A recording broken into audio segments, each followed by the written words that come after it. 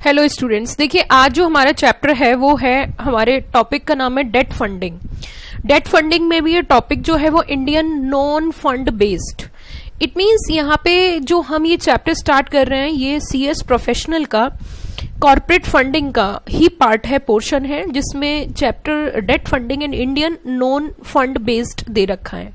Now अब इस chapter की अगर हम बात करें तो हमें इसमें क्या पढ़ना है, क्यों पढ़ना है, किस तरीके से पढ़ना है, वो सारी चीजें हम स्टेप बाय स्टेप डिस्कस कर लेते हैं। सबसे पहली बात तो डेट फंडिंग क्या होती है वो मैं अभी 2 मिनट बाद बताऊंगी, लेकिन पहले देख लेते हैं कि हमें इसमें क्या क्या टॉपिक्स कवर करने हैं। देखिए अगर हम टॉपिक्स की बात करें और किस तरीके से हमें पढ़ाई करनी है, जैसे कि as usual you know very well कि मैं पहले से ही बताती आ रही हूं कि हम यहाँ पे 3 बुक्स हम प्रेफर करते हैं।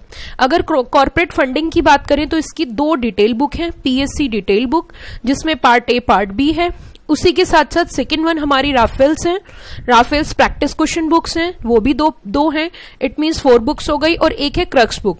इट मीन्स कॉर्पोरेट फंडिंग की अगर हम बात करें तो टोटल 5 किताबें हैं, 5 बुक्स हैं। 5 बुक्स किस तरीके से मैं एक बार फिर से बता देती हूँ। पीएससी डिटेल 2 बुक हैं कॉर्पोरेट फंडिंग की, पार्ट ए पार्ट बी, उसी के साथ साथ 2 राफेल्स हैं। राफेल हमारी पीएससी राफेल प्रैक्टिस क्वेश्चन बुकलेट है, उसी के साथ साथ एक हमारी क्रक्स बुक है जो कि क्रक्स के रूप में मेंटेन की जाती है। तो देखिए आज हम इस चैप्टर को स्टार्ट कर लेते हैं, debt funding Indian non fund based. पहले जैसे कि मैं आपको बताती आ रही हूं आईसीएसआई का फुल कवरेज हम यहाँ पे रखते हैं, साथ में क्रक्स भी रखते हैं। क्रक्स बनाते हैं एग्जाम को क्लियर करने के लिए, पूरा चैप्टर डिटेल में पढ़ेंगे, फिर डिटेल में पढ़ने के साथ साथ 1 डे बिफोर एग्जाम और एग्जाम के टाइम से पहले रिवीजन करने के लिए भी साथ में हम शॉर्ट समरी जिसे हम क्रक्स बोलते हैं उसको भी मेंटेन करेंगे। तो देखिए क्या क्या टॉपिक्स इसके अंदर कवर है। अगर टॉपिक की बात करें, letter of credit, sight credit, acceptance credit मतलब time credit, revocable irrevocable credit, confirm credit, back to back credit, transferable credit, green clause, red clause credit, उसी के साथ साथ performance standby letter of credit, then bank guarantee, then financial guarantee, then इसमें इसी के साथ साथ deferred payment guarantee, और लास्ट में अप्रेजल। ये सारे टॉपिक्स मुझे स्टेप बाय स्टेप आपको कंप्लीट कराने हैं। तो अब थोड़ा सा आगे बढ़ जाते हैं और इंट्रोडक्शन की ओर बढ़ते हैं। अगर इंट्रोडक्शन की हम बात करें, डेट का मतलब तो आप समझते ही होंगे, debt means what, debt means उधार। You know very well what do mean by debt. Debt का मीन्स होता है उधार। और इस चैप्टर की अगर इंट्रोडक्शन की हम बात करें, देखिए बिजनेस के अंदर फंड्स की रिक्वायरमेंट होती है और फंड की रिक्वायरमेंट के बहुत सारे रीजन होते हैं।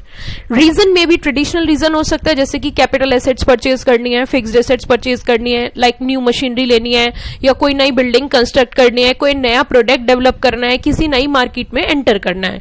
इन सभी छोटी बड़ी जरूरतों के लिए हमें पैसे की रिक्वायरमेंट होती है, फंड्स की जरूरत होती है। अगर फंड की जरूरत बहुत छोटी है, वेरी स्मॉल रिक्वायरमेंट है, तो कई बार कंपनी अपने इंटरनल सोर्सेज से ही फंड रेज कर लेती है। लेकिन जहां हमें जरूरत पड़ती है लॉन्ग टर्म लोन की, या हमें बड़ी मशीनरी परचेज करनी है, तो हम एक्सटर्नल सोर्सेज का रुख करते हैं। एक्सटर्नल सोर्सेज मतलब कंपनी के बाहर से हम लोग फंड रेज करने की कोशिश करते हैं। दूसरी चीज मुद्दा उठता है कि कॉस्ट जो है फंड की, जो हम फंड रेज कर रहे हैं उसको रेज करने में जो खर्चा आता है, एक्सपेंसेस होते हैं, वो डिपेंड करता है ऑर्गेनाइजेशन टू ऑर्गेनाइजेशन और पर्पस टू पर्पस। क्या पर्पस है? फाइनेंस की नीड जो है वो लॉन्ग टर्म भी हो सकती है, शॉर्ट टर्म भी हो सकती है, और मीडियम टर्म भी हो सकती है। लाइक अगर हम लॉन्ग टर्म की बात करें तो फिक्स्ड कैपिटल के लिए, और अगर हम शॉर्ट टर्म की बात करें तो वर्किंग कैपिटल के लिए। वर्किंग कैपिटल मतलब जो कंपनी के डे टू डे अफेयर्स की रिक्वायरमेंट होती है। उसी के साथ साथ इन रिक्वायरमेंट्स को पूरा करने के लिए there are various sources of funds, जैसे कि इक्विटी शेयर इशू करना, जैसे कि डिबेंचर्स इशू करना, जैसे कि डिपॉजिट एक्सेप्ट करना, या फिर बैंक से लोन ले लेना, बैंक से टर्म लोन ले लेना।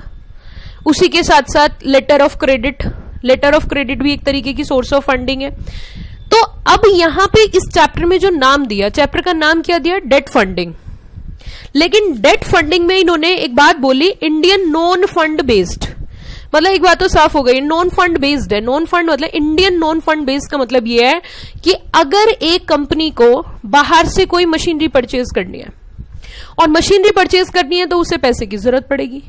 अब पैसे की जो जरूरत पड़ रही है वो हो सकता है कंपनी के पास पैसा है और मे भी हो सकता है पैसा नहीं है, तो उसके लिए वो क्रेडिट की जरूरत पड़ती है। किसकी जरूरत पड़ती है? क्रेडिट की। और जिसको हम पढ़ेंगे लेटर ऑफ क्रेडिट के नाम से, बहुत डिटेल में हम कॉन्सेप्ट को समझेंगे लेटर ऑफ क्रेडिट क्या होता है। तो अब यहाँ पे इसमें जो इन्होंने कोशिश करी है बताने की, वो ये बताइए कि किस तरीके की क्रेडिट फैसिलिटी एक बैंक प्रोवाइड करता है, कौन कौन सी फैसिलिटीज बैंक देता है। तो दो तरीके की फैसिलिटी यहाँ पे बैंक प्रोवाइड करता है, एक होती है फंड बेस्ड और एक होती है non fund based. Fund based facility में कैश आउटफ्लो होता है फ्रॉम द इनिशियल स्टेज, और नॉन फंड फैसिलिटी में कैश का आउटफ्लो नहीं होता है। ये दो मुख्य अंक अगर हम इन पे फोकस करें, इट मींस जो बैंक है वो किस तरीके की क्रेडिट फैसिलिटी प्रोवाइड करते हैं। दो तरीके की क्रेडिट फैसिलिटी प्रोवाइड की जाती है, एक होती है फंड बेस्ड फैसिलिटी, मतलब पैसा आता है उसमें तो एंड टू एंड, और दूसरी होती है नॉन फंड बेस्ड फैसिलिटी। तो अगर नॉन फंड बेस्ड फैसिलिटी की हम बात करें तो उसके अंदर कैश का आउटफ्लो इनिशियल स्टेज पे नहीं होता, नो कैश आउटफ्लो, वहां पे कैश आउटफ्लो नहीं होता। जैसे कि फंड बेस्ड फैसिलिटी का एग्जांपल अगर आप लो तो कैश क्रेडिट हो सकता है, बैंक से कोई लोन ले लिया वो हो सकता है। लेकिन अगर नॉन फंड बेस्ड फैसिलिटी की हम बात करें तो उसमें होती है आपकी लेटर ऑफ क्रेडिट या बैंक गारंटी, तो कैश का आउटफ्लो तो नहीं हुआ। तो ये सब हम डिटेल में कॉन्सेप्ट्स पढ़ेंगे। अभी तक मैंने जो आपको बताया उसको हम एक क्रक्स समराइज्ड फॉर्म में नोट डाउन करते हैं और कहीं ना कहीं आगे बढ़ते हैं। डेट का मतलब आप समझते ही हो, उधार।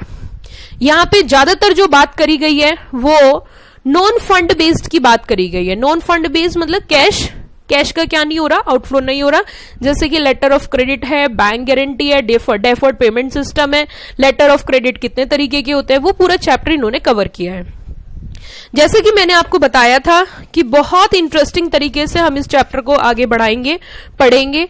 इंट्रोडक्शन का क्रक्स समरी, पहले इंट्रोडक्शन का क्रक्स बनाएंगे, फिर हम दूसरा टॉपिक देखेंगे क्या क्या क्रेडिट फैसिलिटीज प्रोवाइड की हैं बैंक ने, फंड बेस्ड फैसिलिटी क्या होती है और नॉन फंड बेस्ड फैसिलिटीज क्या होती हैं।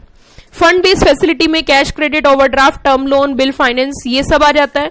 फिर उसके बाद हम बहुत अच्छी तरीके से समझेंगे कि लेटर ऑफ क्रेडिट क्या होता है विद डायग्राम और साथ में crux, simple meaning, detail meaning, ये हम समझेंगे।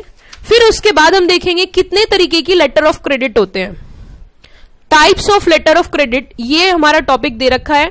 Revocable, irrevocable, confirm, revolving, transferable, back to back, ये सारे हमें डिटेल में पढ़ने हैं।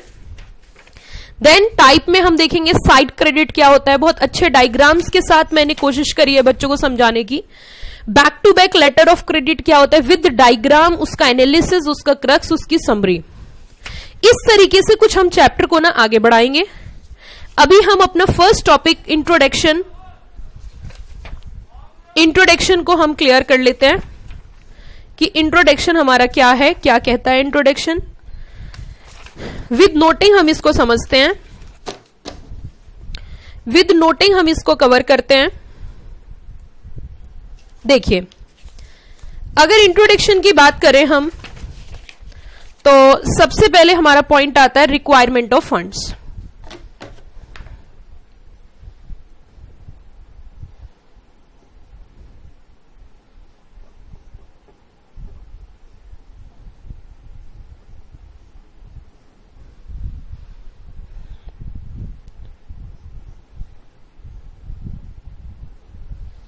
रिक्वायरमेंट ऑफ फंड्स,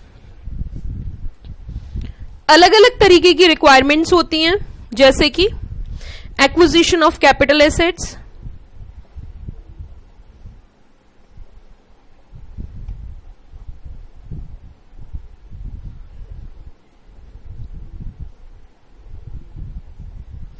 और डेवलपमेंट और enter into new market, development of new product,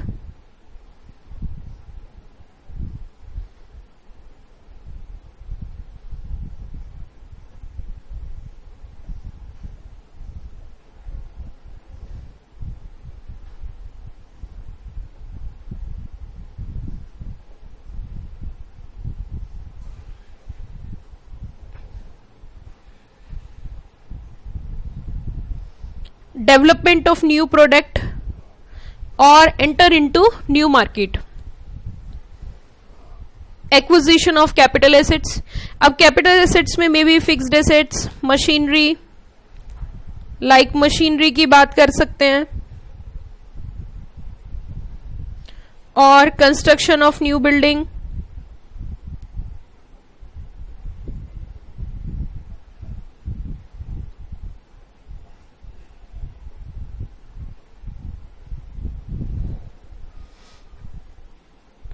ये सब एग्जाम्पल्स हो सकते हैं। अगर फंड्स की सोर्सेज की बात करें तो there are various sources of funds.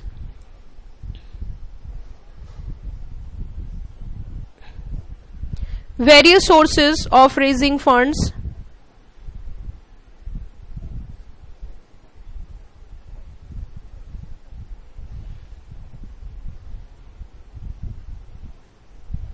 Various sources of raising funds, and जो source like equity, debentures, bonds अलग अलग हो सकता है, और जो कॉस्ट होती है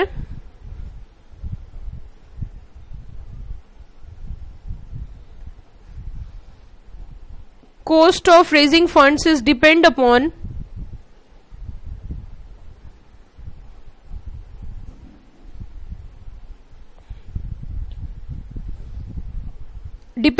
the organization to organization,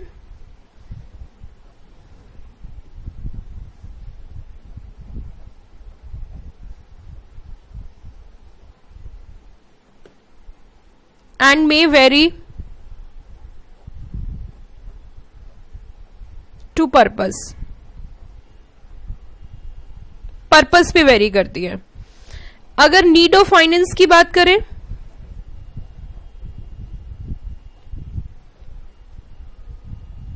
finance की जरूरत कब होती है? It may be long term, medium term, short term.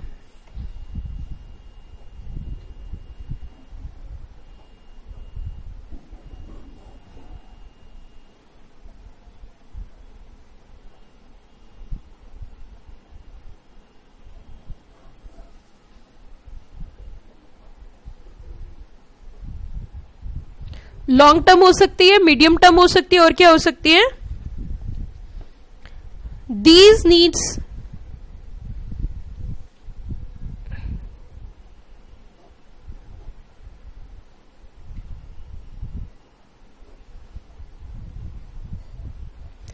is to be fulfilled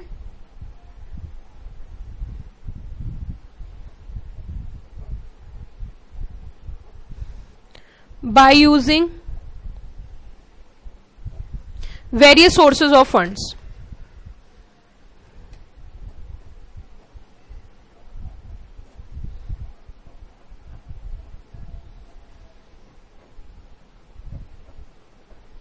Various sources of funds. ये था हमारा introduction. Requirement of funds, acquisition of capital assets, may be machinery, may be construction of new building, या फिर development of new product, कोई नया product लेके आ रहे हो, enter into new market. Cost very करती है ऑर्गेनाइजेशन टू ऑर्गेनाइजेशन और पर्पस टू पर्पस। हमारी नीड लॉन्ग टर्म हो सकती है, मीडियम टर्म हो सकती है, और शॉर्ट टर्म हो सकती है।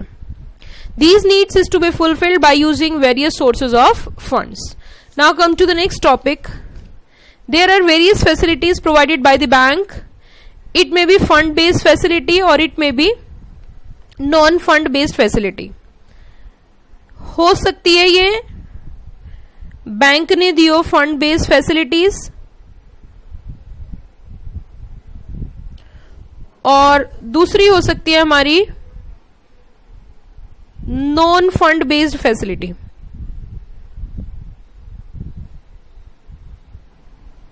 One is a fund based facilities और second one is a non fund based facility. Just to write down fast,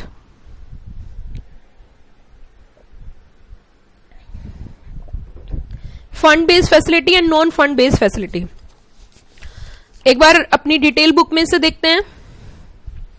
this is the PSC detail book. हर चैप्टर की पीएससी डिटेल बुक है, हर subject की PSC राफेल book है, हर subject की प्रोफेशनल की पीएससी आपकी क्रक्स बुक है। तो देखिए, fund based facility, non fund based facility.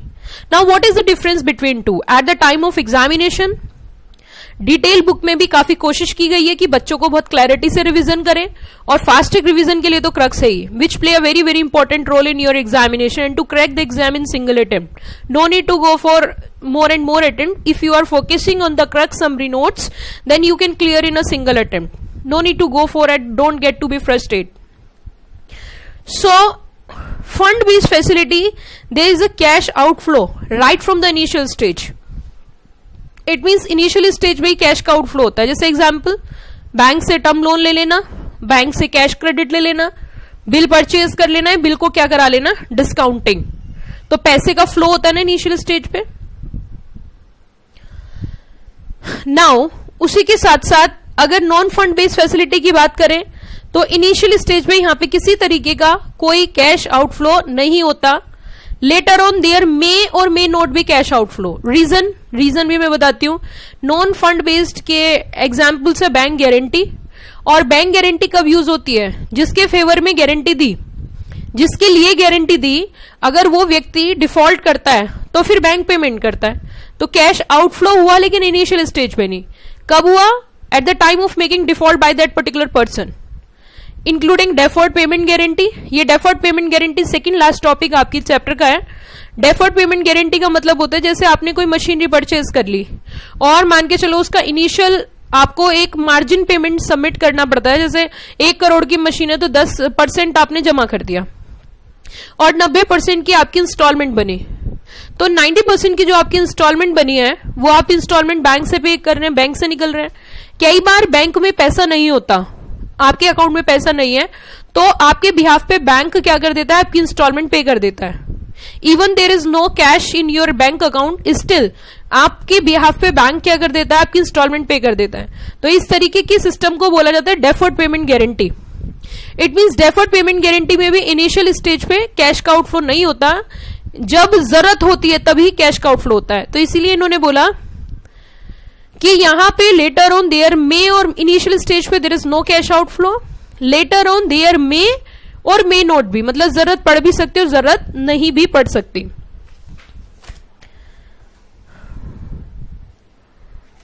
आगे इन्होंने ये भी बताने की कोशिश करी, however later on if guarantee is invoked by beneficiary, the bank will have to make the payment under guarantee even if there is no balance in the account of customer. Similarly, when bill negotiated under LC are due for payment and bank may have no owner the same time creating forced loan of the buyer whose behalf letter of credit is issued. यहां पे जो income earn की जाती है bye issuing bank guarantee और LC is accounted under the head of commission. इसके बदले ये अपना क्या चार्ज करते हैं, बैंक जो है, बैंक की जो इनकम होती है in the form of commission ये होती है.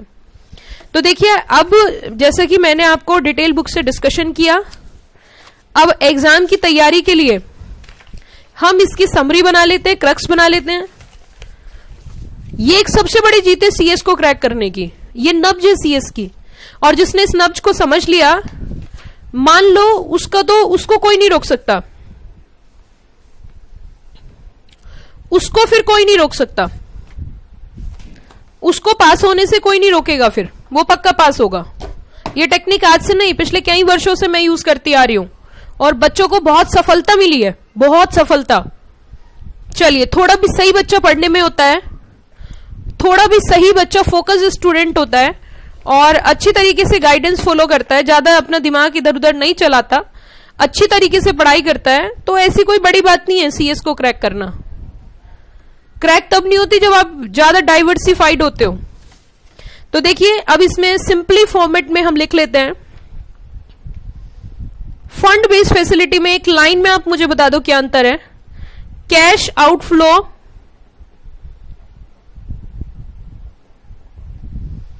right from the initial stage.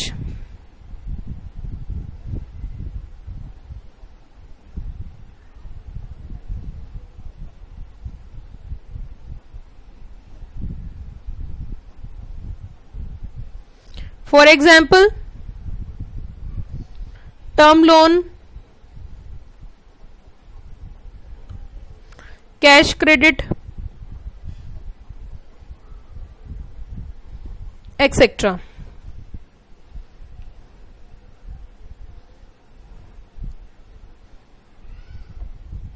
There is no cash, initially there is no cash outflow.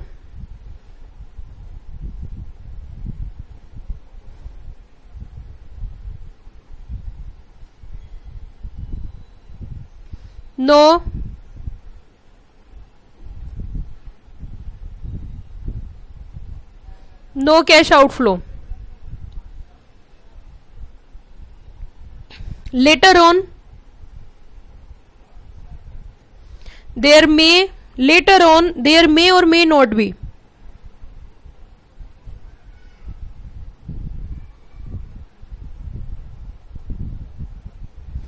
May not be cash outflow.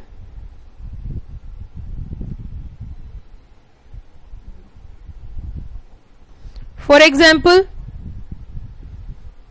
bank guarantee, letter of credit, और एक था deferred payment guarantee, DPG, last में हम पढ़ेंगे. ये हमने इंट्रोडक्शन तैयार किया. ये सिर्फ अभी हमने इंट्रोडक्शन तैयार किया. अब हम इस चैप्टर के आगे की ओर बढ़ेंगे. जैसा कि मैंने बताया था, डिटेल में समझेंगे लेटर ऑफ क्रेडिट क्या होती है विद डायग्राम.